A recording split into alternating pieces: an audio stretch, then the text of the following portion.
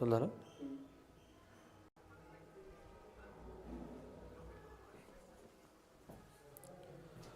चला, good morning सगळ्यांना.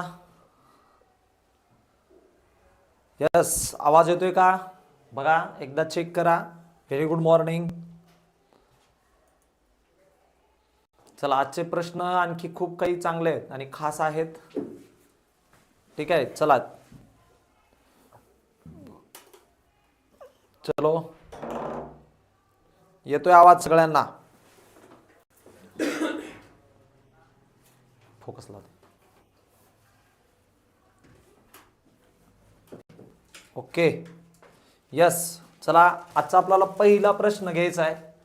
थोडेसे प्रश्न यदा कदाचित तुम्हाला किचकटही वाटू शकतील, पण त्याच्या मार्फत बरेच प्रश्न तुमचे कव्हर होतील. लक्षात आलं? म्हणून व्यवस्थित शेवटपर्यंत लक्ष ठेवा. आपलं चालू आहे सगळं. यस, चलो बघा, पहिला प्रश्न बघायचा आहे आपल्याला. आता बघा काय प्रश्न दिलाय तुम्हाला. खालीलपैकी काय म्हणते, खालीलपैकी कोणते विधान किंवा विधाने खरे नाहीत असं त्यांनी सांगितलंय. बघा, खालीलपैकी कोणतं विधान किंवा विधाने काय नाहीत म्हणतायत, खरे नाहीत असं त्यांनी सांगितलंय.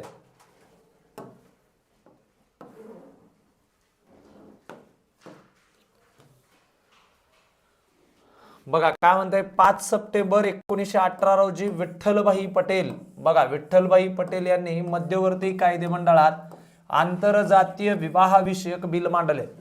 आता तुमच्या एक लक्षात आलं पाहिजे की तुम्हाला असं वाटेल की आपल्याला महाराष्ट्रावर जास्त फोकस करायचा आहे कंबाईनला, पण महाराष्ट्रावर तर फोकस करतोय आपण, पण ते भारताच्या दृष्टिकोनातून करतोय. 5-5 प्रश्न असा भाग असतोच, लक्षात ठेवा. म्हणजे 6 तरी प्रश्न इकडं आधुनिक भारतावर असतात, 4-5 प्रश्न इकडं महाराष्ट्राशी रिलेटेड असतात आणि महाराष्ट्राशी संबंधितच आपण चाललोय. बघा, तर आंतरजातीय विवाहाविषयक बिल मांडलं काय, विठ्ठलभाई पटेल म्हणजे तुम्हाला माहित असावं वल्लभभाई पटेल यांचे मोठे भाऊ आहेत. विठ्ठलभाई पटेल सरदार वल्लभभाई पटेल यांचे मोठे भाऊ आहेत. ते मोठे भाऊ होते त्यांचे. पटेल बिलाला बॅरिस्टर जीना, रवींद्रनाथ टागोर, योगी अरविंद घोष, लाला लजपतराय आणि अण्णासाहेब बोपटकर यांचा विरोध होता. पटेल बिल, कसलं पटेल बिल आहे तर इथं तुम्हाला कळालं असेल, आंतरजातीय विवाहाविषयक. या बिलाने महाराष्ट्रात धुमाकूळ घातला होता. लक्षात ठेवा, इसवी सन बघा आधी कधीचा, 1918चं इसवी सन आहे. महाराष्ट्रात आणि भारतात धुमाकूळ घालणारं बिल म्हणून ओळखलं गेलंय. महाराष्ट्राच्या राजकारणात याचे वेगवेगळे पडसाद उमटलेले आहेत. त्याच्यानंतर पटेल बिलाला महात्मा गांधी, नाव बघा लक्षात ठेवा, महात्मा गांधी, पंडित मदन मोहन मालवीय, लोकमान्य टिळक यांचा पाठिंबा होता. तुम्हाला माहित असावं ही आंतरजातीय विवाहाविषयक बिल आहे. आणि जर आंतरजातीय विवाहाविषयक बिल असेल तर लोकमान्य टिळक त्यांना पाठिंबा देतील का, म्हणजे याच्यावरूनच तुम्हाला कळेल की इथं उत्तर याचं काय असणार आहे. चला, गुड मॉर्निंग सगळ्यांना. पटेल बिलाला विरोध करण्यासाठी डॉक्टर कुर्तकोटी यांच्या अध्यक्षतेखाली सभा भरवण्यात आली होती. असं काही झालं होतं का, तर झालं होतं. म्हणून याचं उत्तर बघायचं आपल्याला, काय खरं नाही असं सांगितलंय. आता लोकमान्य टिळक यांचा पाठिंबा असेल का, तर नाहीये. म्हणून ज्याच्या ज्याच्यात क सोडून आहे, जिथं जिथं क नाहीये ते उत्तर नाहीये. म्हणून बघा क कशा कशात आहे ते दिसतंय तुम्हाला, क फक्त एकातच दिसते तुम्हाला, बाकी कशातच क नाहीये. म्हणून पर्याय क्रमांक याचं उत्तर काय असेल, तर पर्याय क्रमांक काय असेल, 4 उत्तर आहे याचं. बघा, ब आणि क याचं उत्तर आहे. बघा पर्याय क्रमांक किती उत्तर आहे, 4. कारण काय, खरं नाही असं सांगितलंय. लोकमान्य टिळक पाठिंबा देतील का, नाहीये. म्हणजे याच्या बरोबर ब विधान पण काय आहे, चुकीचं आहे. आता इथं फक्त काय केलंय क्वेश्चन मध्ये माहितीये का, मी एक बदल केला तेवढासा. ही जी वरचे लोक आहेत ना, या सगळ्या लोकांचा, ही सगळीच म्हणजे बॅरिस्टर जीना, रवींद्रनाथ टागोर, अरविंद घोष, लाला लजपतराय, अण्णासाहेब बोपटकर यांचा विरोध नव्हता, तर यांचा पाठिंबा होता. या सगळ्यांचा वरच्यांचा काय होता, पाठिंबा होता. तर लोकमान्य टिळक आणि महात्मा गांधी आणि दुसरे मदन मोहन मालवीय यांचा या बिलाला काय होता, विरोध होता. लक्षात ठेवा, म्हणजे महात्मा गांधी देशाचे एवढे मोठे नेते आहेत, यांचा आंतरजातीय कायद्याला विरोध होता. तुम्हाला माहित असणं गरजेचं आहे. महात्मा गांधींचा आंतरजातीय कायद्याला विरोध आहे. पटेल बिलाला विरोध करण्यासाठी डॉक्टर कुर्तकोटी यांच्या अध्यक्षतेखाली सभा भरवण्यात आली होती का? आता एवढी सगळी ही माणसं दिसत आहेत तुम्हाला किंवा ही सगळी भारताची त्या काळातली नेते आहेत. या सगळ्या नेत्यांनी एकंदरीत म्हणजे याचे वेगवेगळे पडसाद कसे उमटले भारताच्या राजकारणात याच्यावर आपल्याला एकंदरीत बघायचं की ते कसे उमटलेले आहेत. बघू आपण आता याचा एक भाग समजा तुम्हाला दिसेल. चलो ठीक आहे. बघा आता काय काय होतं माहिती आहे का याच्या मार्फत.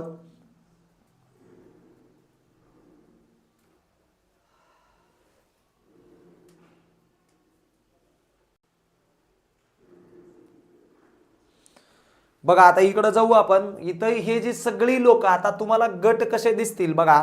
इकडे हिंदू महासभा दिसलेले हो का, लाला लजपत राय आणि इकडं पंडित मदन मोहन मालवीय, हे दोघं हिंदू महासभेचे नेते आहेत. पण हिंदू महासभेमध्ये वेगवेगळा भाग आहे म्हणून मी जाणून बुजून हा प्रश्न घेतलाय. तुमच्या लक्षात असावं हिंदू महासभेवर सध्या खूप जास्त प्रश्न आहेत. म्हणजे हिंदू महासभा माहित असावी तुम्हाला. हिंदू महासभेची स्थापना 1919 कितीला आहे, 15ला आहे, सॉरी 1915ला मदन मोहन मालवीय यांनी स्थापन केली.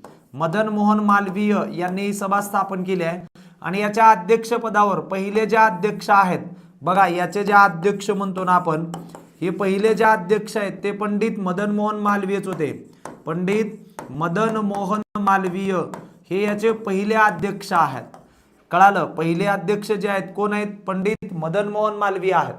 त्याच्यानंतर दुसरे अध्यक्ष कोण झाले माहिती आहे का, तर दुसरे अध्यक्ष लाला लजपत रायच आहेत. लाला लजपत राय हे दुसरे अध्यक्ष होते. तिसरे अध्यक्ष कोण होते, बाशी मुंजे आहेत. बाशी मुंजे हे तिसरे अध्यक्ष म्हणून यांनी काय केले, काम केलेलं होतं. आता मदन मोहन मालवीय कधीपासून कधीपर्यंत आहेत, तर हे 1915 पासून 1921 पर्यंत ते अध्यक्ष पदावर आहेत. लाला लजपतराय 1921 पासून जवळपास मला वाटतं 31 पर्यंत लाला लजपतराय कार्यरत आहेत. त्याच्यानंतर हे 1931 पासून 34 पर्यंत हे कार्यरत आहेत. याच्यानंतर नंबर 4 ला कोण बसलो होता अध्यक्ष पदावर, तर विदा सावरकर होते. विदा सावरकर अध्यक्ष पदावर बसलेस, जे 1934 पासून जवळपास 43 पर्यंत अध्यक्ष पदावर आहेत. त्याच्यानंतर नंबर 5व्यांदा कोण बसलं होतं, श्यामा प्रसाद मुखर्जी बसलेत. बघा हिंदू महासभा श्यामा प्रसाद काय मुखर्जी अध्यक्ष पदावर बसलेत, जे 1943 ते 47 पर्यंत अध्यक्ष पदावर होते. म्हणजे एकंदरीत हे हिंदू महासभेचं इथं तुम्हाला चित्र दिसतंय. हिंदू महासभा बघत असताना आपण असं बघितलंय की इथं दोन गट आहेत. लाला लजपतराय मात्र काय पटेल बिलाला पाठिंबा देत आहेत. जे बिल कसलं बिल आहे सांगितलंय तुम्हाला, आंतरजातीय विवाह कायदा. या काळात खूप डेंजर कंडिशन होते. आपल्याकडे तसे विवाहाचे दोन प्रकार होते. बघा कसले प्रकार आहेत. एक विवाहाचा प्रकार होता अनुलोम विवाह आणि एक विवाहाचा प्रकार होता प्रतिलोम विवाह. प्रतिलोम आणि अनुलोम म्हणजे काय, समजा एससी कॅटेगरीचा, बघा प्रतिलोम विवाह म्हणजे कसं म्हणतात, प्रतिलोम विवाह एससी कॅटेगरीचा जर समजा मुलगा असेल, एससी कॅटेगरीचा मुलगा व ब्राह्मण मुलगी, समजा जर ब्राह्मण जर मुलगी असेल तर त्याला नाव दिलंय त्यांनी काय, प्रतिलोम. आणि अनुलोम म्हणजेच काय म्हणलंय आता, एससी कॅटेगरीची कोण असेल मुलगी जर असेल व ब्राह्मण कॅटेगरीचा कोण असेल मुलगा, ब्राह्मण जर समजा मुलगा असेल तर मग त्याला आपल्या इकडे काय म्हणलंय, अनुलोम विवाह असं सांगितलं. हे दोन विवाहाचे बऱ्यापैकी अनुलोम प्रतिलोम विवाह असायचे. आणि असा आपल्या इकडे विवाह करणारी पहिली महिला म्हणजे पंडिता रमाबाई होत्या. तुम्हाला माहित असावं पंडिता रमाबाईंनी केलं. असा जर विवाह जर ब्राह्मणाच्या मुलीने जर केला तर त्या ब्राह्मणाच्या मुलीला आपल्या इकडे शब्द असायचा चांडाळणी म्हणायचे. चांडाळणी हा शब्द द्यायचे. आणि हा जर ब्राह्मण मुलगा असेल तर त्या ब्राह्मण मुलाला चांडाळ असा शब्द वापरायचे. चांडाळ का म्हणत होते, तर चांडाळ किंवा चांडाळणी असा शब्द प्रयोग आपल्याकडे केला जायचा. आता आपण कुठं आलतो माहितीये का, तर इकडे आलो. आता डॉक्टर कुर्तकोटी म्हणजे कोण आहे ते, हे तुम्हाला माहित असावं. छत्रपती राजश्री शाहू महाराज, छत्रपती राजश्री शाहू महाराज यांच्या करवीर संस्थानाचे ते शंकराचार्य होते. लक्षात आलं का, करवीर संस्थानाचे, लक्षात आलं का, बघा करवीर संस्थानाचे ते कोण होते, शंकराचार्य होते. आणि शाहू महाराजांनी वेदोक्त प्रकरणानंतर यांना उचललं. म्हणजे यांना उचललं म्हणजेच काय म्हणतो आपण, म्हणजे शाहू महाराजांनी डॉक्टर कुर्तकोटी यांना, बघा कुर्तकोटी यांना काढलंय. कुर्तकोटी यांना काढून कुणाची नेमणूक केली? सदाशिव पाटील बेनडीकर यांची नेमणूक केली. सदाशिव पाटील बेनडीकर हे पुन्हा नंतर काय झालते? इथले शंकराचार्य झालते. कोणत्या प्रकरणाच्या नंतर? 1899 मध्ये झालेलं कोणतं प्रकरण? वेदोक्त प्रकरण. लक्षात ठेवा, हे वेदोक्त प्रकरण झाल्यावर कुर्तकोटी यांना शाहू महाराजांनी उचललं शंकराचार्य पदावरनं आणि म्हणून त्यांना बाजूला काढलं. या विधेयकाला महाराष्ट्रातला आभाळा एवढा मोठा राजा असलेला छत्रपती शाहू महाराज यांनी पूर्ण पाठिंबा दिला होता. पाठिंबा तर दिलाच होता, तर पाठिंबा देण्याच्या अगोदर कृती करून दाखवली होती. ती कृती म्हणजेच काय? तर आपल्याच घरातली म्हणजे त्यांच्या घरातली जी महिला होती ती त्यांची बहीण आहे, म्हणजे राजश्री शाहू महाराज. लक्षात ठेवा, शाहू महाराजांच्या भगिनी, शाहू महाराजांची बहीण, त्यांचं नाव होतं चंद्रभागा. या ज्या चंद्रभागा भगिनी आहेत, चंद्रभागांचा विवाह त्यांनी होळकरांसोबत लावून दिलता. कुणासोबत? यशवंत होळकर. लक्षात ठेवा, यशवंत होळकर. यशवंतराव होळकर म्हणजे ते यशवंतराव होळकर नाहीत, या काळातले युवराज यशवंतराव होळकर यांच्या सोबत त्यांनी काय लावून दिला? विवाह लावून दिला. आणि त्या काळात मराठा आणि धनगर हे एकंदरीत त्या काळात त्यांनी आंतरजातीय विवाहाची मुहूर्तमेढ रोवली. हा महाराष्ट्रातला त्या कालखंडातला बऱ्याच संस्थानिकामधला पहिला विवाह म्हणून ओळखला गेला. एका धनगर समाजाच्या मुलासोबत आपल्या घरची भगिनी, घाटगे घराण्यातली एक मुलगी त्यांना दिली. म्हणजे हे शाहू महाराजांनी समाजासमोर एक आदर्श ठेवण्याचं काम केलं होतं. त्याच्यानंतर डिप्रेस्ड क्लासेस मिशनचं अधिवेशन होतं. डिप्रेस्ड क्लासेस मिशन हे अधिवेशन होतं 1920चं. या अधिवेशनात शाहू महाराजांनी सांगितलं की बोलण्यापेक्षा कृती करण्याला महत्त्व द्या आणि म्हणून आंतरजातीय विवाहाला एकंदरीत शाहू महाराजांनी कृती म्हणून त्यांनी या ठिकाणी काम केलं होतं असं आपल्याला सांगता येईल. हे तुम्हाला क्वेश्चन समजला असेल अशी आशा व्यक्त करतो आणि पुढे जाऊ आपण. जर काही अडचण असेल तर बिंदास तुम्ही मला प्रश्न विचारा, तुम्ही बिंदास्त विचारू शकता. लक्षात आलं का? काय बघितलंय? आंतरजातीय विवाह कायदा 5 सप्टेंबर 1918 रोजी मध्यवर्ती कायदेमंडळामध्ये सरदार वल्लभभाई पटेल यांच्या भावानी मांडला. त्याला विरोध करणारे व्यक्ती महात्मा गांधी, मदन मोहन मालवीय, लोकमान्य टिळक आहेत.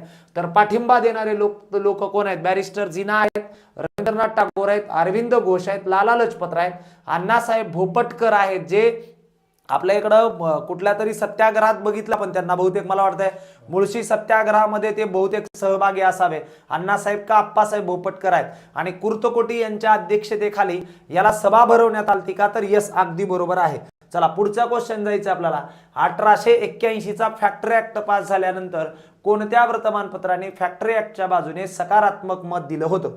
आता तुम्हाला माहित असावं, अजून आपल्या इकडं फॅक्टरी ऍक्टच्या संदर्भात प्रश्न आहेत का? तर हे 2 फॅक्टरी ऍक्ट ना पहिले लई महत्वाचे आहेत पोरांनो. हे 1881चा जो फॅक्टरी ऍक्ट आहे हा पहिला फॅक्टरी ऍक्ट होता आणि जो कुणाच्या काळात पास झाला? तर लॉर्ड रिपनच्या काळात पास झाला होता. आणि याचा मला वाटतं अबूर्त नॉट हा जो काही या इथला व्यक्ती आहे हा मुंबईचा जिल्हाधिकारी होता. याच्या अध्यक्षतेखाली हे एकंदरीत पारित करण्यात आलं होतं आणि सांगण्यात काय आलं होतं की 7 वर्षाखालील बालकांना कंपनीत काम नको. 7 वर्षाखालील बालकांना कंपनीमध्ये काम करायचं नाही, बालकांना कंपनीत काम नको असं एकंदरीत केलं होतं. आणि त्यांनी दुसरं सांगितलं हा कायदा कुणाला लागू आहे? जिथं किती 100 कर्मचारी असतील, गिरणीमध्ये किती कर्मचारी? 100 कर्मचारी असणाऱ्याच काय या कंपनीला हा कायदा लागू आहे. म्हणजे इंग्रजांनी एक कायदा करून पळवाट बिन काढली होती. हा पहिला कंपनी कायदा होता कामगारांचा विचार करणारा. दुसरा कंपनी कायदा 1891 मध्ये पास झाला. हा कायदा कुणाच्या काळात पास झाला? तर हा कायदा पास झाला लॉर्ड लॅन्सडाऊन यांच्या कालखंडामध्ये. लॉर्ड लॅन्सडाऊन यांच्या कालखंडात कायदा पास झाला आणि या कायद्याने स्त्रियांच्या कामाचे तास ठरवले होते. याच्यावर आयोगाने कितीतरी वेळा प्रश्न टाकलाय. स्त्रियांच्या कामाचे काय ठरवलेत? तास ठरवले होते. स्त्रियांच्या कामाचे तास ठरवले. किती तास केलते? 11 तास केलते. 11 तास काय केले होते? ठरवले होते. हा जो कायदा लागू झाला ना पोरांनो, बघा हा कायदा कधी लागू झाला? तर 1 जानेवारी 1892 पासून हा कायदा लागू झाला. आणि हा जो पहिला कायदा आहे हा पहिला कायदा झाल्यावर ठेवा, ठीक आहे. चला यस, नाही, नेटिव्ह ओपिनियन नाहीये करण. चला याचं उत्तर काय? कमेंट्स करा. चला उत्तर येते का बघा तुम्हाला. नेटिव्ह ओपिनियन तर नाहीये. हा कायदा पास झाला आणि स्त्रियांच्या कामाचे तास वगैरे काय करण्यात आलते, ठरवण्यात आलते. याच्या काही दिवसापूर्वीच आपल्या इकडं कोण म्हणतो आपण, नारायण मेघाजी लोखंडे यांनी 10 जून 1890 पासून कामगारांना काय चालू केली ती, रविवारची काय सुट्टी. रविवारची सुट्टी आपल्या इकडं कामगारांना सुरू झाली आणि करणारे नेते तुम्हाला माहित आहेत, नारायण मेघाजी कालच बघितलं होतं आपण यांना, लोखंडे यांनी ते काम केलेलं होतं. आता तिसरा कायदा आहे आपल्याकडे, हे पहिला झाला, दुसरा झाला, हे नंबर 1 चा कायदा, नंबर 2 चा कायदा, नंबर 3रा कायदा 1911चा आहे आणि नंबर 4 चा कायदा 1938चा आहे. असे एकूण 4 कायदे आपल्याकडे फॅक्टरी ऍक्ट म्हणून ओळखले जातात. तर आता इथं बघा, हे नेटिव्ह ओपिनियन कुणाचं वर्तमानपत्र आहे, तर हे विना मंडलिकांचं वर्तमानपत्र आहे. लक्षात ठेवा, विना मंडलिक यांनी काढलेलं वर्तमानपत्र आहे, विश्वनाथ नारायण मंडलिक यांचं वर्तमानपत्र आहे. तसं आपल्याकडे अजून एक वर्तमानपत्र आहे असंच, इंडियन ओपिनियन नावाचं, इंडियन ओपिनियन नावाचं वर्तमानपत्र किंवा द ओपिनियन नावाचं वर्तमानपत्र 1895 मध्ये महात्मा गांधी यांनी आफ्रिकेमध्ये काढलं होतं. महात्मा गांधी यांनी कुठं काढलंय वर्तमानपत्र, जेव्हा महात्मा गांधी कुठे गेलते, दक्षिण आफ्रिकेत. दक्षिण आफ्रिकेत महात्मा गांधींनी काढलेलं वर्तमानपत्र आहे कोणतं, इंडियन ओपिनियन हे वर्तमानपत्र. विना मंडलिकांचं कोणतं वर्तमानपत्र आहे, नेटिव्ह ओपिनियन. रास्तोगोफ्तार हे वर्तमानपत्र कोणाचं आहे, तर दादाबाई नौरोजी यांचं वर्तमानपत्र आहे. दादाबाई नौरोजी, दादाबाई नौरोजी यांनी काढलेलं वर्तमानपत्र कोणतं, रास्तगोफ्तार हे दादाबाई नौरोजी यांनी काढलेलं वर्तमानपत्र आहे.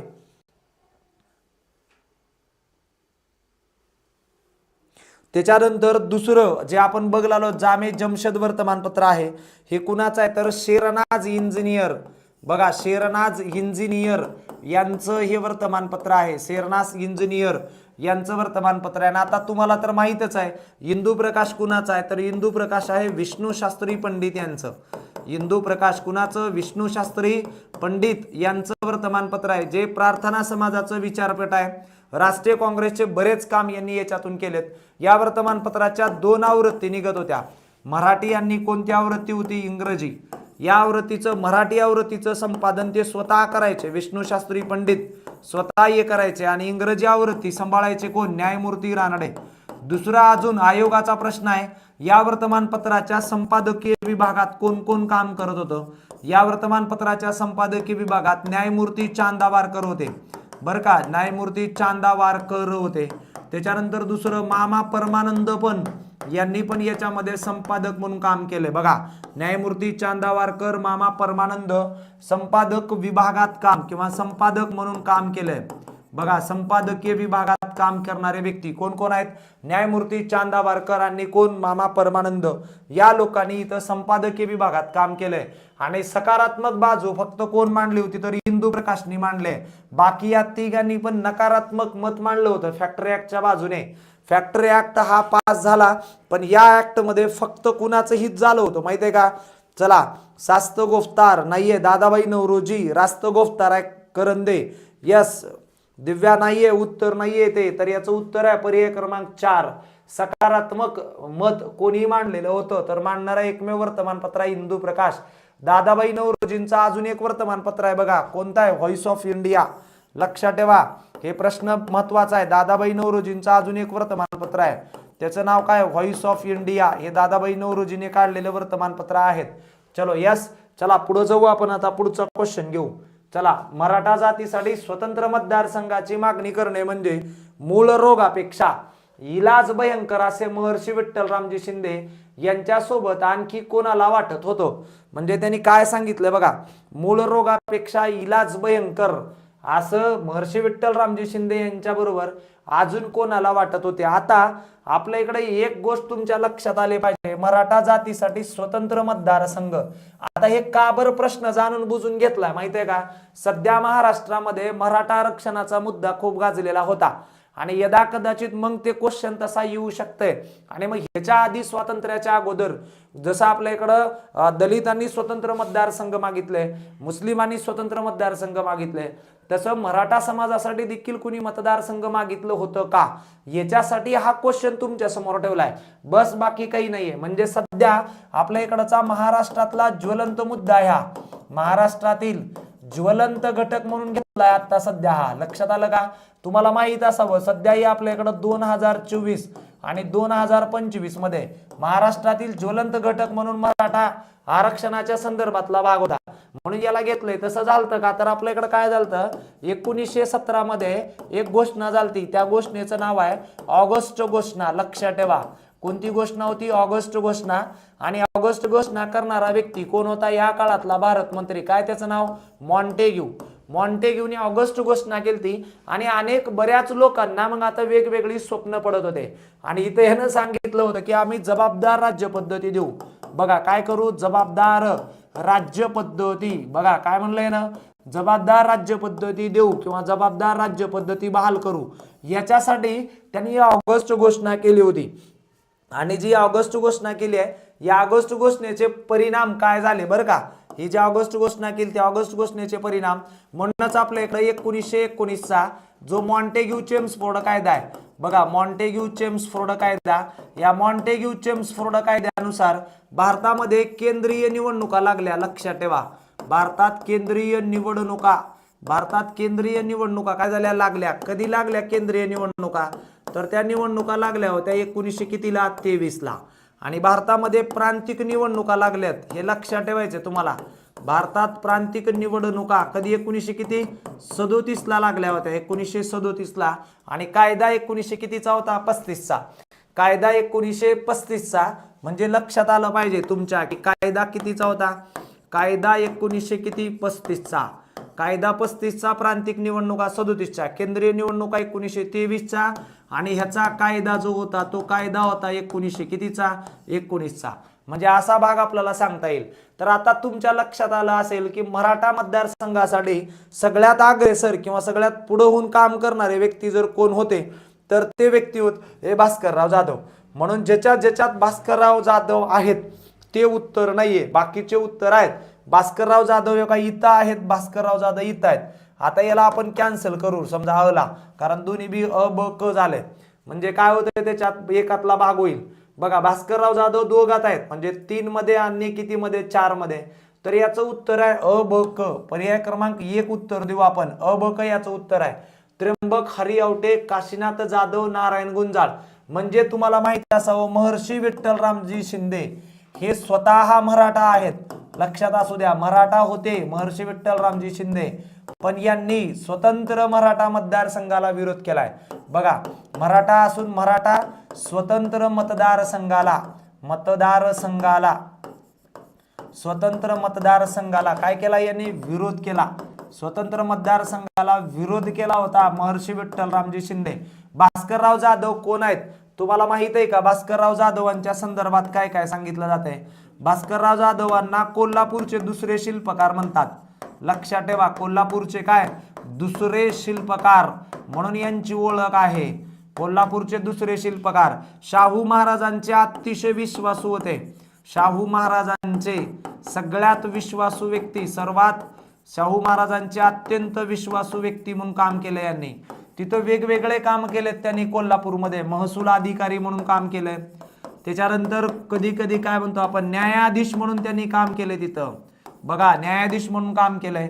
त्याच्यानंतर प्लेग कमिशनर म्हणून काम केलंय. भास्करराव जाधवांनी प्लेग कमिशनर म्हणून काम केलंय. फॅमिना कमिशन अधिकारी, फॅमिना अधिकारी म्हणजे दुष्काळ अधिकारी, असे वेगवेगळ्या पदावर ते राहिलेले आहेत. त्याच्यानंतर 1911 ला जेव्हा शाहू महाराजांनी 1911 ला शाहू महाराजांनी जेव्हा सत्यशोधक समाजाची शाखा काढली किंवा सत्यशोधक समाज स्थापन केला. कुठं केला स्थापन? कोल्हापुरात. बघा, कोल्हापुरात स्थापन झाला. तेव्हा कोल्हापुरात ते स्थापन झाल्यावर त्याचे कार्यकारी अध्यक्ष होते हे. या कार्यकारी अध्यक्ष, सत्यशोधक समाजाचे कार्यकारी अध्यक्ष म्हणून यांनी काम केलंय. भास्करराव जाधवांचं घरचा पुरोहित पुस्तक लय भारी यांचं. घरचा पुरोहित हे यांचं पुस्तक खूप गाजलेलं पुस्तक आहे भास्करराव जाधवांचं. वेगवेगळ्या वर्तमानपत्रात भास्करराव जाधवांनी लिखाण केलेलं आहे. भास्करराव जाधव. त्याच्यानंतर बघा आता दुसरं, ब्राह्मणेतर चळवळीचा प्राण होता माणूस भास्करराव जाधव. त्याच्यानंतर दिनकरराव जवळकर. लक्षात ठेवा, भास्करराव जाधव, दिनकरराव जवळकर आणि केशवराव जेधे. बघा केशवराव जेधे या तिघांना आपल्या इकडं त्रिकूट म्हणायचे बरं का. हे त्रिकूट होतं. कशाचं त्रिकूट आहे? ब्राह्मणेतर चळवळीचं बरं का. ब्राह्मणेतर जी चळवळ आपल्या इकडं महाराष्ट्रात उभा झाली होती त्या ब्राह्मणेतर चळवळीचं हे त्रिकूट म्हणून ओळखलं जायचं. भास्करराव जाधव, दिनकरराव जवळकर आणि केशवराव जेधे. म्हणून याचं उत्तर अ, ब आणि क आहे. बाकी या तिघांनाही असं वाटायचं की हे सगळं मराठा मतदारसंघ नको, स्वतंत्र मराठा मतदारसंघ नको आहे, असं एकंदरीत त्यांचं मत असायचं. लक्षात आलं?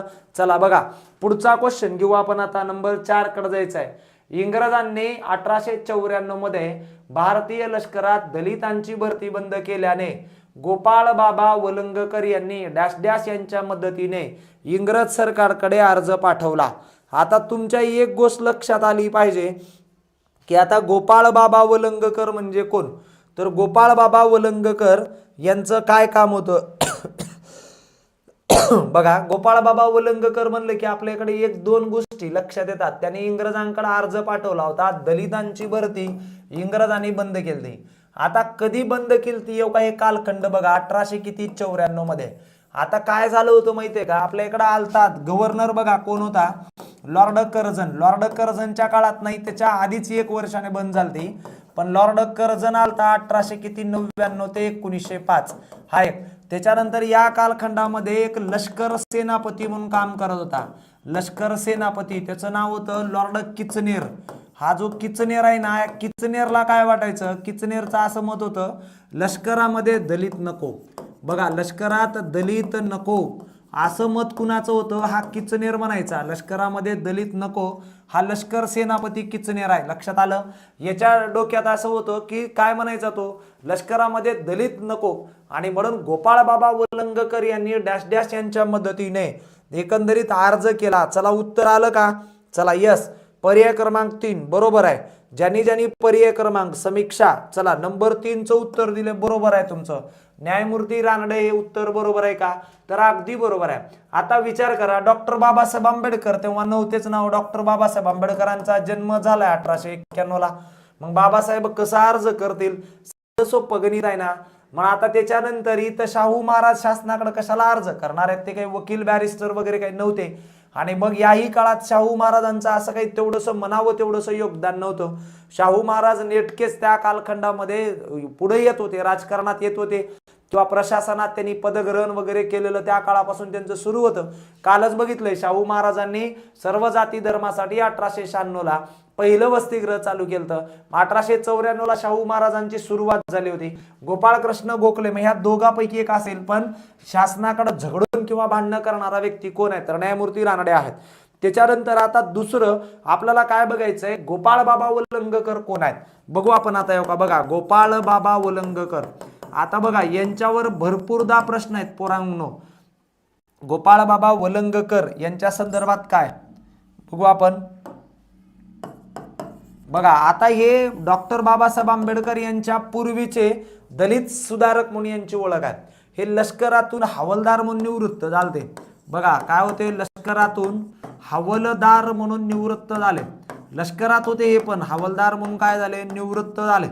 यांच्या डोक्यात असं होतं की बऱ्यापैकी म्हणजे काम आपल्याला दलितांसाठी करायचं आहे. महात्मा फुले यांचा प्रभाव यांच्यावर खूप मोठा होता. महात्मा फुले यांचा प्रभाव होता यांच्यावर.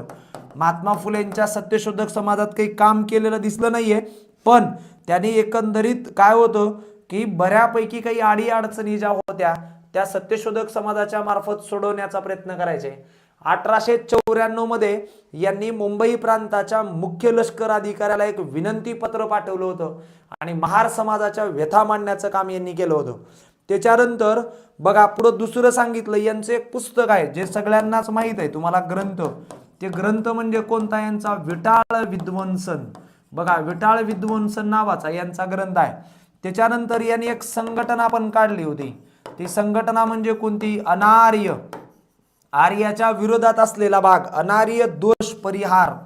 अनार्य दोष परिहार समाज. अनार्य दोष परिहार समाजाची त्यांनी काय केले? स्थापना केली.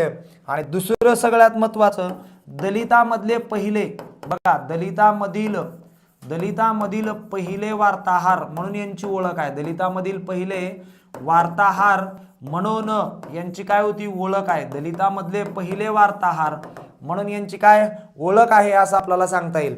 हे गोपाळबाबा वलंगकर यांच्याशी संबंधित बराच भाग आहे. गोपाळबाबा वलंगकर हे दलितांमधले पहिले कोण आहेत वार्ताहर म्हणून सांगता येईल. आता इकडं तुम्हाला बऱ्याच माहिती आहेत. न्यायमूर्ती रानडेंनी काही काम केलंय का? संघटना बघा 2 दिवसापूर्वी सांगितलं होतं न्यायमूर्ती रानडेंची ग्रंथ उत्तेजक मंडळी PYQY रानडेंचं ग्रंथ उत्तेजक मंडळीचं काम आहे. आपल्या इकडं PYQ पडलाय नाशिकमध्ये, त्याने ग्रंथ उत्तेजक मंडळीची स्थापना केली. पहिले विद्यापीठाचा मुकुटमणी नावाचा किताब आहे. त्याच्यानंतर यांनी वसंत व्याख्यानमाला चालू केली, ती लक्षात ठेवा. वसंत व्याख्यानमाला न्यायमूर्ती रानडेंचं काम. त्याच्यानंतर आत्ताच बघितलं इंदू प्रकाश मध्ये काम केलंय. अखिल भारतीय पहिल्या मराठी साहित्य संमेलनाचे ते कोण होते अध्यक्ष आहेत. 1800 कितीला भरलं होते 88 ला. 1878 ला भरलेलं बघा. 1878 मध्ये भरलेल्या 1878 मध्ये अखिल भारतीय बघा कसलं अखिल भारतीय पहिलं मराठी साहित्य संमेलन, अखिल भारतीय पहिले मराठी साहित्य संमेलनाचे अध्यक्ष हे कुठं भरलं होतं मराठी साहित्य संमेलनाचे अध्यक्ष हे पुण्याला भरलेलं अधिवेशन. आणि इथले ते पहिला अध्यक्षपद त्यांना भेटलं होतं. कुठलाही पुण्यामधला आहे. बऱ्याच अनेक गोष्टी सांगता येईल तुम्हाला. गोपाळकृष्ण गोखले यांचा कोणता समाज होता रे भारत सेवक समाज. आपण बघा नोट्स काढून, नोट्स मध्ये बघा भारत सेवक समाजावर प्रश्न आहेत. भारत सेवक समाजाने देशाला कोणते नेते दिले असा प्रश्न आहे बघा. भारत सेवक समाजाने देशाला दिलेले नेते कोण, तर याच्यावर प्रश्न आलेला आहे. काय नाव त्यांचं हृदयनाथ कुंजारू.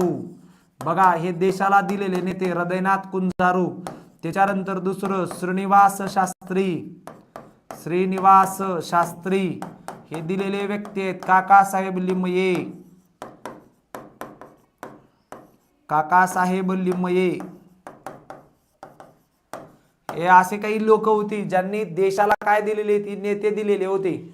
म्हणजे लक्षात ठेवा आपल्या नोट्स मध्ये जा. भारत सेवक समाजाची स्थापना 1905 ला झालेली आणि भारत सेवक समाजाने देशाला दिलेले नेते किंवा देशाला दिलेले व्यक्ती कोण होते, तर देशाला दिलेले नेते म्हणून यांचं नाव घेतलं जातंय आपल्याकडे. लक्षात आलं. चला पुढचा क्वेश्चन बघू आपण. बघा खालील विधानाची सत्यता तपासा. काय दिले बघू आपण आता. 53 मध्ये महारमांग यांना विद्या शिकवणारी मंडळी सदाशिव गोवंडे यांच्या अध्यक्षतेखाली स्थापन झाली. आता बघा डेंजर क्वेश्चन आहे या. सदाशिव गोवंडे यांच्या अध्यक्षतेखाली स्थापन झाली होती का, तर बघू आपण काय म्हणतोय प्रश्न एकदा बघू. बघा गोवंडे सत्यशोधक समाजाच्या स्थापनेत सहभागी होते, परंतु शेवटी गुरुविना मोक्ष नाही अशी सनातनी भूमिका त्यांनी घेतली होती. बघा आता काय झालं होतं माहिती आहे का. गोवंडे यांच्या संदर्भात जर बघितलं आपण तर त्यांनी हे स्थापन केलं होतं का महात्मा फुले यांच्या सोबत ते कायम राहत होते. सदाशिव गोवंडे महात्मा फुले सोबत कायम राहत होते. महात्मा फुले यांच्यापेक्षा वयाने ते थोडे मोठे होते सदाशिव गोवंडे. सदाशिव गोवंडे यांचा जन्म 1824 आहे आणि 1884 मध्ये महात्मा फुले यांच्या अगोदर त्यांचं निधन झालंय. 1824 ते 1884 असा कालखंड आहे. महात्मा फुले यांना वेळोवेळी मदत करणारे पूर्ण मदत केली महात्मा फुलेंना. महात्मा फुलेंची जी 1848 ची मुलींची जी पहिली शाळा होती, मुलींची पहिली शाळा, ही मुलींची पहिली शाळा स्थापन करत असताना मुलींची पहिली शाळा स्थापन करताना मदत करणारे व्यक्ती स्थापन करताना काय केली करताना मदत केली होती. सखाराम परांजपे, सदाशिव गोवंडे या व्यक्तींची महात्मा फुलेंना मदत होती. लक्षात असू द्या. त्याच्यानंतर यांनी हे केलं का तर केलं होतं. आणि पुन्हा गोवंडेने शेवटच्या टप्प्यात बघा सत्यशोधक समाजाच्या स्थापनेत सहभागी होते का तर होते. 1873 मध्ये सत्यशोधक समाजाची स्थापना, परंतु शेवटी गुरुविन मोक्ष नाही अशी सनातनी भूमिका घेतली. म्हणून अ आणि ब हे दोन्ही विधान काय आहेत माहिती आहे का सत्य आहेत. अ आणि ब हे दोन्ही विधान काय आहेत सत्य आहेत. आता सदाशिव गोवंडे म्हणजे कोण, तर सत्यशोधक समाजाचे एक महत्वाचे नेते किंवा सत्यशोधक समाजामध्ये काम करणारा महत्वाचं व्यक्ती म्हणून त्यांनी काम केलंय. मुळात काय होतं यांची जर सुरुवात बघितली तर विश्रामबाग वाडेमध्ये बसणाऱ्या शाळेत हे सुरुवातीला शिक्षक म्हणून काम करत होते आणि इंग्रजांकडे यांनी नंतर रस्ते आणि तळे विभागात हिशोबनीस म्हणून काम केलंय. बघा सदाशिव गोवंडे यांनी इंग्रजांकडे, कुठं म्हणतो आपण इंग्रजांकडे, कशात? रस्ते व तळे विभाग, रस्ते व तळे विभागात, रस्ते व तळे विभागात काय म्हणून काम केलं होतं? हिशोबनीस, हिशोबनीस म्हणून काम केलंय, म्हणून कार्य केलं होतं. यांच्या पत्नी येता, यांच्या पत्नी म्हणजेच कोण? सरस्वतीबाई जोशी बघा, किंवा सरस्वतीबाई गोवंडे. आता सरस्वती दोघांचं नाव आहे, कुणाकुणाचं नाव आहे? गवा जोशींच्या पत्नीचं बी नाव सरस्वती आणि यांचं बी नाव काय? सरस्वतीच आहे. म्हणून सरस्वतीबाई बघा, सरस्वतीबाई ज्या आहेत, सरस्वतीबाई तर राहिलं इथलं, सरस्वतीबाई ज्या आहेत यांनी एक संघटना काढली होती, कोणती? स्त्री विचारवती. लक्षात ठेवा, स्त्री विचारवती नावाच्या संघटनेमध्ये या बऱ्यापैकी मध्ये सहभागी होत्या. स्त्री विचारवतीमध्ये यांनी पुन्हा दुसरं सावित्रीबाई फुले यांच्या त्या जवळच्या मैत्रिणी येतात, सावित्रीबाई फुले यांच्या जवळच्या मैत्रिणी म्हणून त्यांनी काम, त्या जीवलग मैत्रिणी म्हणून काम केले त्यांनी. त्याच्यानंतर दुसरं यांचं अजून एक काय काम होतं, जे आता इथं जे आपण बघितलंय, जे आता आपण बघितलं होतं, महारमांग विद्या शिकवणारी मंडळी, याचे ते अध्यक्ष होते बघा. महारमांग यांना विद्या शिकवणारी मंडळी, विद्या शिकवणारी मंडळी, यांना विद्या शिकवणारी मंडळी याचे ते कोण होते? अध्यक्ष आहेत.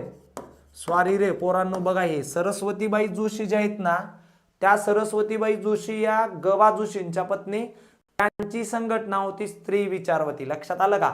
यांची संघटना नाहीये स्त्री विचारवती, हे चूक करा, स्त्री विचारवती त्यांचं नाहीये.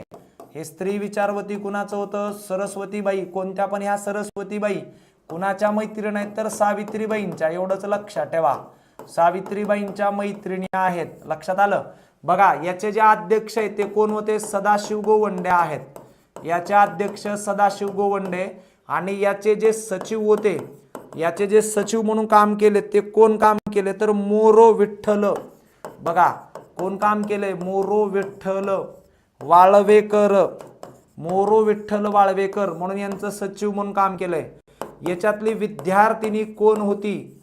याच्यामधली विद्यार्थिनी कोण आहे? तर मुक्ता साळवे. माहित असावं तुम्हाला, मुक्ता साळवे कोण आहे? त्या लहुजी साळवे यांची पुतणी, वस्ताद लहुजी साळवे यांची पुतणी म्हणून काम करणारी म्हणजे मुक्ता साळवे. याच शाळेमधून त्या तिथल्या विद्यार्थिनी होत्या. आणि यांनी क्रांतिकारी निबंध लिहिला होता. महारमांग यांच्या दुःखाविषयी क्रांतिकारी निबंध लिहिलेली महिला किंवा लिहिलेली मुलगी. क्रांतिकारी निबंध कशाविषयी? अस्पृश्यांच्या दुःखाविषयी क्रांतिकारी निबंध लिहिलेली मुलगी कोण आहेत? मुक्ता साळवे आहेत. आणि हे त्यांनी केलंय. पण शेवटच्या टप्प्यात हा जो शब्द होता त्यांचा काय घेतला होता? की गुरु विना काय नाही, मोक्ष नाही. ही त्यांची सनातनी भूमिका होती शेवटच्या टप्प्यात. म्हणजे काय म्हणतो आपण? आयुष्याच्या शेवटी त्यांनी ही भूमिका घेतली. आणि या भूमिकेमुळे अनेक लोक त्यांच्यावर काय झाले? नाराज झाले होते. आयुष्यभर सत्यशोधक समाजात काम केलंय आणि शेवटच्या टप्प्यात असं घेणं म्हणजे त्यांच्या किंवा अनेकांना पटण्यासारखं नव्हतं. म्हणून अनेक लोकांनी त्यांना शेवटच्या टप्प्यात विरोध केला होता. चला लक्षात आलं. सदाशिव गोवंडे महात्मा फुलेंचे जीवलग मित्र, महात्मा फुलेच्या सत्यशोधक समाजात सहभागी, महात्मा फुलेंना मुलींची शाळा काढताना केलेली मदत. त्यांचं काय होतं? मांग महार विद्या शिकवणारी मंडळी. कारण अजून सदाशिव गोवंडेवर प्रश्न आले नाहीयेत. लक्षात ठेवा, प्रश्न येईल याच्यासाठीच त्यांना घेतलेला आहे. चला पुढे जाऊ. पहिल्या राष्ट्रीय काँग्रेसच्या अधिवेशनाचे नियोजित यजमानपद सार्वजनिक सभेकडे होते. हे अधिवेशन कोठे भरण्याचं ठरवलं होतं? ह्याच्यावर चर्चा झालती. बघा तुम्हाला पाठ आहे का? बघा याच्यावर आता 2-4 दिवसापूर्वीच, मला वाटतं 4 दिवसापूर्वी काही तर एक प्रश्न घेतला होता. पहिल्याच लेक्चर मध्ये झालता आपलं. नियोजन यजमानपद सार्वजनिक सभेकडे. सार्वजनिक सभेची स्थापना तुम्हाला सगळ्यांना माहित आहे. सार्वजनिक सभेची स्थापना कधी झाली? 1870 ला. कोण केलती? गवा जोशी यांनी केलती. गवा जोशी यांनी या सार्वजनिक सभेची काय केली? स्थापना केली होती. याच्यामध्ये बरेच लोक सहभागी होते. याचे जे या काळातले या सभेचे जे अध्यक्ष म्हणून काम करत होते, अध्यक्ष म्हणून कोण होते? श्रीनिवासराव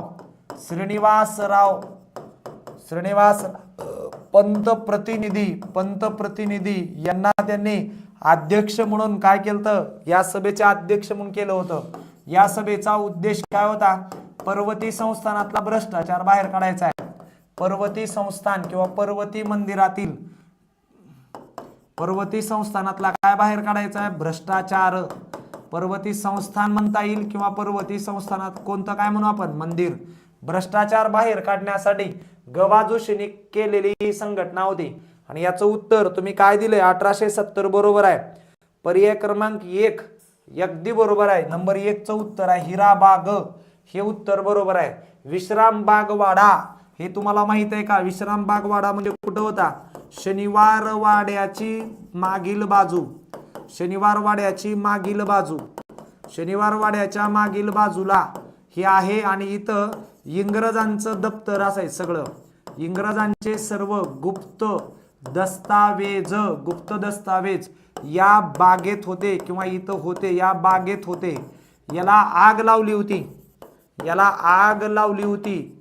आग लावली होती. याला आग लावण्याचं काम केलं होतं. याचा आरोप घातला होता कुणावर? वासुदेव बळवंत फडकेवर. याचा आरोप कुणावर घालण्यात आला? वासुदेव बळवंत फडके.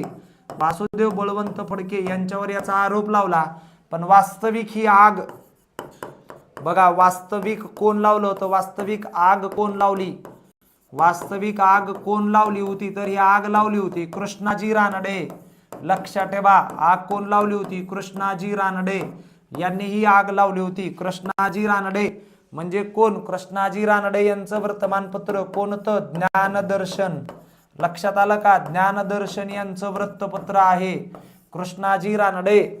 लक्षात ठेवा, कृष्णाजी रानडे यांनी ही आग लावली होती. विश्रामबाग वाडा बरंच माहित आहे तुम्हाला. आता न्यू इंग्लिश स्कूल 1880 ला काढली होती. याच्यामध्ये कोण कोण होते? टिळक, त्याच्यानंतर आगरकर आणि दुसरे व्यक्ती कोण? विष्णू शास्त्री चिपळूणकर.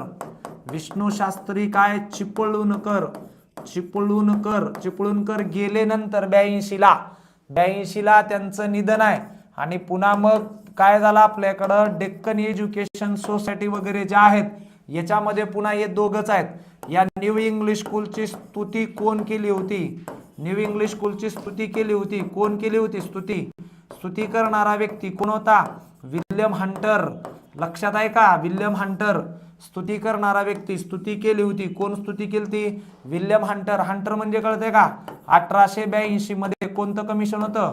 Hunter commission. कुणाच्या काळात आलेलं? लॉर्ड रिपनच्या काळात. लॉर्ड रिपनच्या काळात आलेलं कोणतं Hunter commission? William Hunter commission. हेच हंटर कमिशन याच्या मार्फत होतं.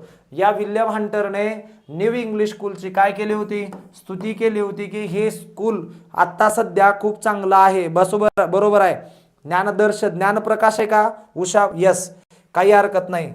सॉरी, बघा काय होतं त्याचं? ज्ञानप्रकाश. बरोबर आहे, ज्ञानप्रकाशाचं आहे. अगदी बरोबर आहे. बरोबर आहे, ज्ञानप्रकाशाचं आहे. कृष्णाजी रानडे यांचं कोणतं वर्तमानपत्र होतं? ज्ञानप्रकाशाचं आहे.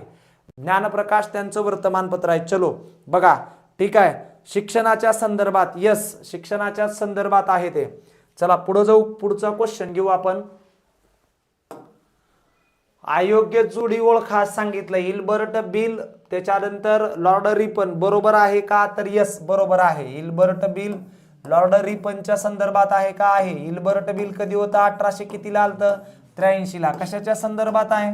भारतीय न्यायाधीशाने. बघा, भारतीय कोण? न्यायाधीश. भारतीय न्यायाधीशाने कुणाचे खटले चालवायचे? युरोपियनांचे खटले चालवणे. युरोपियनचे खटले चालवणे याच्यासाठी आलेलं बिल. कोणतं बिल आहे?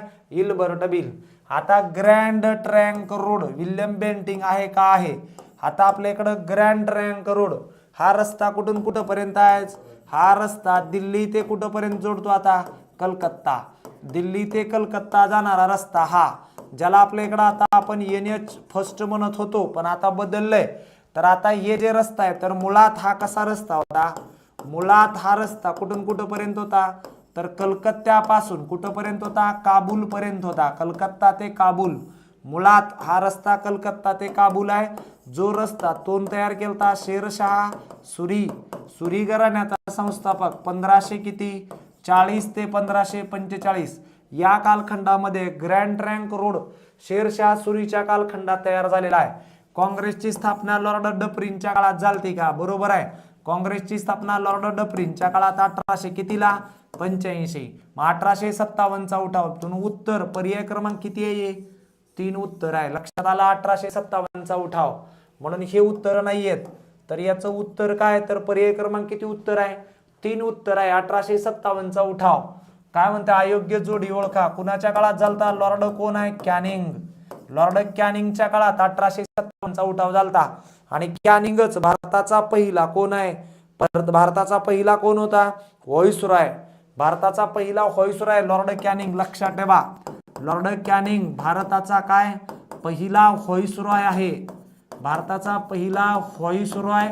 आणि पुन्हा काय म्हणतो आपण? भारताचा शेवटचा कोण? तो गव्हर्नर जनरल. भारताचा शेवटचा गव्हर्नर जनरल. भारताचा शेवटचा गव्हर्नर जनरल. तो कधी ते कधी गव्हर्नर जनरल होता?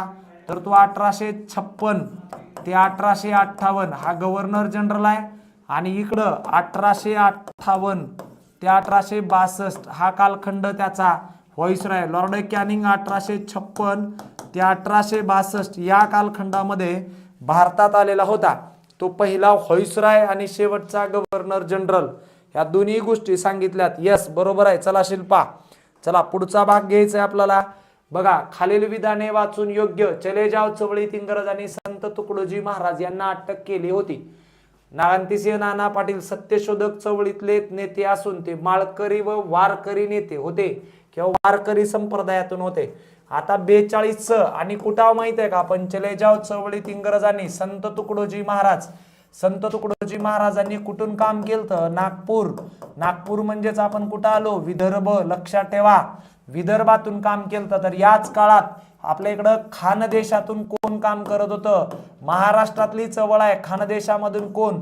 साने गुरुजी. लक्षात ठेवा, सराया 42च्या चले जाव चळवळीमध्ये नागपूर किंवा विदर्भातून कोण कोण? संत तुकडोजी महाराज. काय यांचा अभंग होता? पत्थर सारे. बघा काय म्हणायचे? पत्थर सारे बॉम्ब बनेगे. पत्थर सारे बॉम्ब बनेगी. या काळात त्यांनी गायलेला अभंग पत्थर सारे बॉम्ब बनेगी. भक्त बनेगी सेना. भक्त बनेगी सेना. चलो जवानो करके बताओ कहने के दिन बीत गए. हे या काळातले संत तुकडोजी महाराजांनी गायलेले अभंग आहेत. पत्थर सारे बॉम्ब बनेगे, भक्त बनेगी सेना, चलो जवानो. बघा, चलो जवानो करके बताओ. चलो जवानो करके बताओ कहने के दिन बीत गए. कहने के दिन बीत गए. हे त्या काळातले या लोकांमध्ये म्हणजे काय? पेटवण्याचं काम लोकांना जर कोण केलं होतं तर राष्ट्रसंत तुकडोजी महाराज. म्हणून यांना मग राष्ट्रसंत पदवी देण्यात आली. ही राष्ट्रसंत पदवी दिली. कोण दिली यांना पदवी? राजेंद्र प्रसाद. राजेंद्र प्रसाद आपले पहिले राष्ट्रपती राजेंद्र प्रसाद यांनी यांना राष्ट्रसंत पदवी दिली. हे उत्तर बरोबर आहे, हे पण बरोबर आहे. म्हणून काय सांगितलं इथं? अ आणि ब दोन्ही बरोबर आहेत का? तर आहेत. तुम्हाला माहित आहे का चले जाव चळवळ कुठं याचा ठराव पास झालता? वर्ध्याला. वर्ध्याला जुलै 1942 मध्ये. वर्ध्यामध्ये बघा जुलै 19 कितीला? 42ला तिथं ठराव मांडला. ठराव मांडला आणि त्याच्यानंतर मुंबईमध्ये आपल्या इकडं मुंबईमध्ये ग्वालिया टँक मैदान. बघा कोणतं मैदान? ग्वालिया टँक मैदान. ग्वालिया टँक मैदानामध्ये 8 जुलै 1942ला 8 जुलै 1942ला गांधीजी यांनी लोकांना मार्गदर्शन करायला चालू केलं. आणि इथं मुंबईच्या ग्वालिया टँक मैदानावर ठराव काय झाला? पास झाला. हा ठराव काय झाला? पास झाला. आणि आपल्या इकडं ठरलं 9 तारखेपासून देशभर आंदोलन करायचं आहेत. या सगळ्यांना इंग्रजांनी रात्रीतून अटक केलं, ज्याला ऑपरेशन काय म्हणतात? 0 आवर असं म्हणतात. इथं मग इंग्रजांनी एक ऑपरेशन राबवलं होतं. ब्रिटिशांचं ऑपरेशन आहे. इथं राबवलं होतं ब्रिटिशांनी ऑपरेशन. कोणतं राबवलं होतं? ऑपरेशन 0 आवर.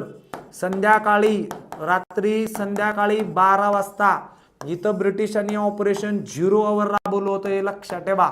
हे कधी? तर 8 तारखेला संध्याकाळी म्हणजे 9 तारखेला बरोबर 12:12ला 12:00 त्यांनी गांधीजी, सरदार वल्लभभाई पटेल या सगळ्या लोकांना अटक केली. आणि अटक केल्यामुळं आपल्या इकडं 9 ऑगस्ट पासून बरेच लोक बाहेर पडले आणि भूमिगत आंदोलन सुरू झालं. मग पुन्हा भूमिगत आंदोलन काय सुरू, आणि भूमिगत आंदोलन सुरू झालं. आणि या दिवशी आपल्याकडे मग आपण 9 ऑगस्टला कसला दिन म्हणतो आपण आज, देशभर कसला दिन म्हणून, क्रांती दिन म्हणून काय करतात, साजरा करतात. 9 ऑगस्टला कसला दिन म्हणतो आपण, क्रांती दिन म्हणून साजरा करतो. यस, नाना पाटलांचं प्रति सरकार, यस अगदी बरोबर आहे. क्रांतिसिंह नाना पाटील यांचं प्रति सरकार होतं का, प्रति सरकार क्रांतिसिंह नाना पाटलाचं प्रति सरकार. याचं काय सांगता येतात, भारतात सर्वात जास्त दिवस, भारतात सर्वात जास्त दिवस चाललेले प्रति सरकार आहे. चाललेले, भारतात सर्वात जास्त दिवस चाललेलं प्रति सरकार कधीपासून होतं, 1 जून 1943 ते 16 जून 1946 पर्यंत हे प्रति सरकार चाललेलं होतं. भारतात सर्वात जास्त दिवस कुठं चाललेलं प्रति सरकार आहे हे सगळं, कुठं, साताऱ्यामध्ये चाललेलं. साताऱ्यात त्यांनी नेतृत्व केलं. आणि प्रति सरकारचं कोल्हापूरमधून नेतृत्व करणारे एक व्यक्ती, त्यांचं नाव आहे रत्नाप्पा कुंभार. लक्षात ठेवा, कोल्हापूरमधून रत्नाप्पा कुंभारांनी काम केलंय. इकडं देशात कुठं प्रति सरकार होतं, अजून देशात वेगवेगळ्या राज्यात प्रति सरकार, वेगवेगळ्या राज्यातील प्रति सरकार, वेगवेगळ्या राज्यात कुठं कुठं प्रति सरकार होतं. तर आपल्या इकडं आपण असं म्हणू, महाराष्ट्रात प्रति सरकार कुठं कुठं होतं, सातारा आणि कुठं, कोल्हापूर. महाराष्ट्रात सातारा, कोल्हापूर. त्याच्यानंतर आंध्र प्रदेशामध्ये भीमावरम इथं प्रति सरकार आहे. त्याच्यानंतर उत्तर प्रदेशमध्ये बलिया, उत्तर प्रदेशमध्ये बलिया आणि आजमगडला प्रति सरकार होतं. त्याच्यानंतर वेस्ट बेंगॉल, वेस्ट बेंगॉलमध्ये कुठं होतं, मिदनापूर. आयोगाचा प्रश्न आहे बघा रे, मिदनापूरला कुठं, तुमलुक नावाचं ठिकाण आहे, इथं हे प्रति सरकार काय होतं, चाललेलं होतं. त्याच्यानंतर ओडिसामध्ये बालसोरला प्रति सरकार होतं. ओडिसामध्ये बालसोर, ओडिसामध्ये बालसोरला प्रति सरकार होतं, बालसोर. बिहारमध्ये पूर्णिया नावाचं ठिकाण होतं, बिहारमध्ये पूर्णिया. कोणत्या, कोसी नदीच्या काठीच्या जवळ आहे, कोसी नदीच्या काठावर असलेलं ठिकाण. ह्या असं देशात वेगवेगळ्या ठिकाणी प्रति सरकार भरलेलं होतं. चला यस, बघा पुढं चला, बाय जायचंय पुढं. 9वा दख्खनचे, बघा पोरांनो अजून एक सांगायचं तुम्हाला, क्वेश्चन कसे चालू आहेत, काय आलेत, बिंदास कमेंट करा. अजून तुम्हाला जर काही वाटलं बदल करायचे तर तुम्ही सांगू शकता. उद्याच्या लेक्चर यदा कदाचित भूगोलचा असू शकेल. आपलं झाले, आपले मला वाटतंय 4th 5व लेक्चर आहे. भूगोलच्या लेक्चरकडे आता जायचंय आपल्याला. भूगोलचं लेक्चर उद्यापासून घेऊ आपण, ठीक आहे. किंवा अजून कोणते घटक राहिले असतील तर सांगा, किंवा कसं जायचंय मत व्यक्त करा. PYQ जायचंय का थोडंसं कमेंट करा, म्हणजे मलाही कळेल, ठीक आहे. बघा बिंदास्त करू शकता, तुमच्यासाठी चालू आहे सगळे. दख्खन भारताचे पहिले इतिहासकार म्हणून कोणाला ओळखले जाते, तर दख्खन भारताचे पहिले इतिहासकार म्हणून, हो पत्री सरकार पण म्हणतात त्याला, यस. दख्खन भारताचे पहिले इतिहासकार म्हणून राघव भांडारकरांना म्हणतात. राघव भांडारकरांचं मूळ आडनाव लक्षात ठेवा, राघव भांडारकरांचं मूळ आडनाव पत्की होतं बरं का. यांचं मूळ आडनाव पत्की आहे, पत्की आहे. 1837 मध्ये मला वाटतं यांचा जन्म आहे, 1837 मध्ये. राघव भांडारकरांचं मूळ आडनाव पत्की आहे. आणि यांना भारताचे इतिहासकार का म्हणतात, तर यांनी एक पुस्तक लिहिले, the early history of Deccan, the early history of Deccan, हे यांचं पुस्तक आहे बरं का. अर्ली हिस्ट्री ऑफ डेक्कन नावाचं पुस्तक, ज्यालाच आपल्या इकडे काय म्हणतो, दख्खन भारताचा प्राचीन इतिहास. बघा दख्खन भारताचा प्राचीन इतिहास, दख्खन भारताचा प्राचीन इतिहास, हे यांनी पुस्तक लिहिलं, दख्खन भारताचा प्राचीन इतिहास. म्हणून त्यांना काय म्हणतात, आपल्या इकडं भारताचे पहिले इतिहासकार म्हणून ओळखले जातात. काल घेतला आपण या दोघांना पण. आणि म्हणून मग आता तिकडे जायचं नाही आपल्याला. गोपाळ हरी देशमुख म्हणजेच कोण आहेत, लोकहितवादी. गोपाळ हरी देशमुख म्हणजे लोकहितवादी. मोठी परंपरा होती पोरांनो या लोकांना. यांचं पण मूळ आडनाव प्रश्न आहे बघा, यांचं मूळ आडनाव काय होतं, सिद्धे, किंवा त्याला आपल्याकडं सिद्धे म्हणतो आपण. हे त्यांचं मूळ आडनाव. परंपरा मोठी होती म्हणजे काय, यांचे वडील कुणाचे, गोपाळ हरी, बघा यांचे जे वडील आहेत ना ते कोण आहेत तर गोपाळ हरी देशमुख. हरी जे आहेत ना त्यांचं नाव हरिपंत. हे जे हरिपंत आहेत तर पेशव्यांचा सेनापती होता बापू गोखले. बापू गोखले यांच्याकडे फडणवीस म्हणून काम करायचे. म्हणजे लोकहितवादींची ही दुसरी तिसरी पिढी होती पोरांनो. म्हणून मग या लोकांनी काहीतरी काम केलेलं होतं. लोकहितवादींचं काय प्रसिद्ध होती शतपत्रे प्रसिद्ध आहेत. शतपत्रे किती होती लोकहितवादींची 100 किती 8. ज्यांनी कशातून मांडली शतपत्रे प्रभाकर मधून मांडली. प्रभाकर कुणाचं होतं भाऊ महाजनांचा आहे. भाऊ महाजन म्हणजे कोण गोविंद विठ्ठल कुंठे. गोविंद विठ्ठल कुंठे. भाऊ महाजन कोणत्या समाजात काम करत होते रे प्रार्थना समाजाचे सदस्य रे.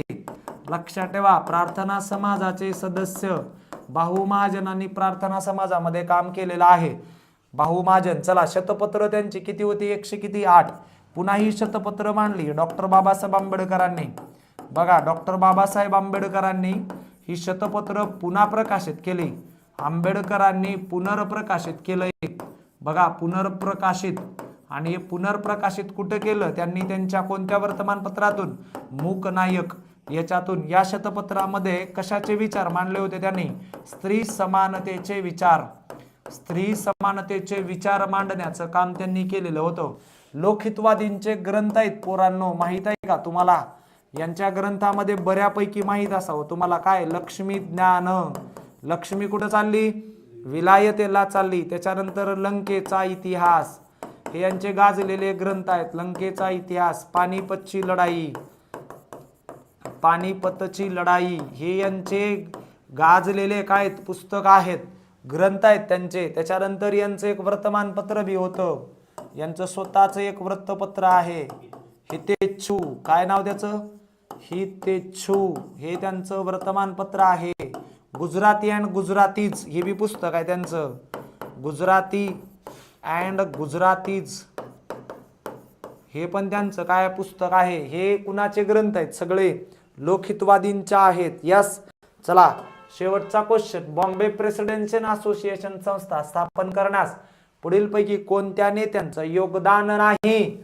बघा पुढीलपैकी कोणत्या नेत्यांचं योगदान नाही असं सांगितलंय. कोण कोण नाही याच्यात तर काय काम आहे भाऊ महाजनांचं नव्हते. भाऊ महाजन आणि बाळशास्त्री जांभेकर पण नव्हते. म्हणून कोण आहेत अ आणि ड. कोण योगदान दिलं नाही ब आणि क. कोण आहे पर्याय क्रमांक किती 2 नंबरचं उत्तर आहे. कोण दिलं नाही. बॉम्बे प्रेसिडेन्सी असोसिएशन ही संघटना 1800 कितीला काढली 85 ला. याच्यामध्ये कोण कोण होते फिरोज शाह मेहता. बघा फिरोज शाह कोण मेहता आहेत. फिरोज शाह मेहता. त्याच्यानंतर दुसरे व्यक्ती बदरुद्दीन कोण तय्यबजी. बदरुद्दीन तय्यबजी. आणि दुसरं कोण होतं केटी कोण तेलंग. केटी तेलंग. या तिघांचा सहभाग होता. या तिघांना आपल्याकडे इतिहासात काय म्हणतो आपण brother in law. Brother in law असं या आपण म्हणतो. या तिघांनी ही संघटना 1885 ला काढली होती. आणि राष्ट्रीय काँग्रेसच्या पहिल्या अधिवेशनाची जबाबदारी. बघा राष्ट्रीय काँग्रेसच्या पहिल्या अधिवेशनाची जबाबदारी घेतली याने. राष्ट्रीय काँग्रेसचं पहिलं अधिवेशन राष्ट्रीय काँग्रेसच्या पहिल्या अधिवेशनाची पूर्ण जबाबदारी यांनी घेतली होती. संपूर्ण अधिवेशन. त्याच्यानंतर आपल्या नोट्स आहेत पोरांनो. आता मला जावं लागेल यदा कदाचित 2 मिनिटं सांगतो थांबा. जायला काही हरकत नाही 2च मिनिटं वेट करा. त्याच्यामध्ये तुम्हाला दिसून आला असेल की त्याच्यात काही सदस्य आहेत त्यांचे.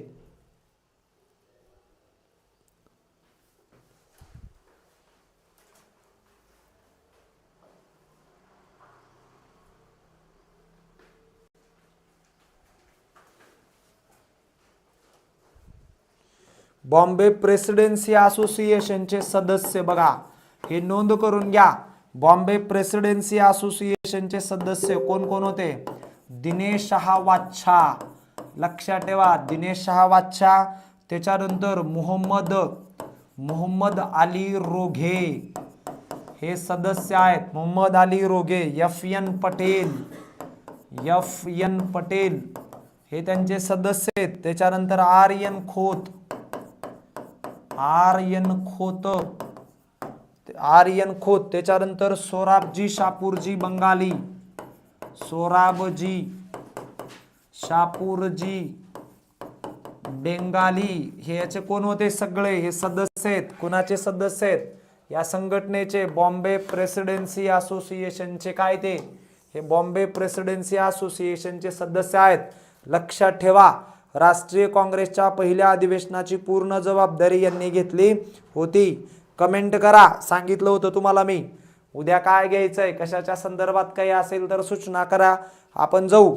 ठीक आहे. सार्वजनिक सभा पुणे होत होती फर्स्ट. यस यस यस, झालंय आपलं. एक काल चर्चा झालंय याच्यावर की म्हणून या अधिवेशन कुठे गेलं?